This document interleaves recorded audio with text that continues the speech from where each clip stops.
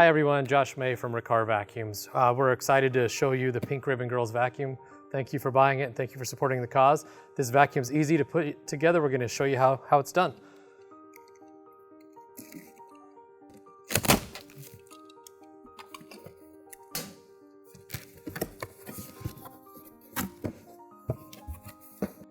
Got the handle there, machine in the plastic here. On the back of the machine here, we're going to have 2 screws that we have to undo. All right, so we've taken out the screws. They're kind of long. That's designed that way so they'll go through the handle tube and be nice and sturdy and durable for your vacuum cleaner.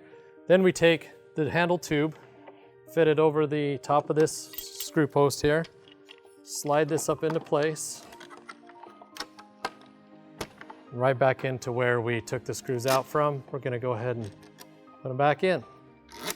Once you've done that, tighten them up.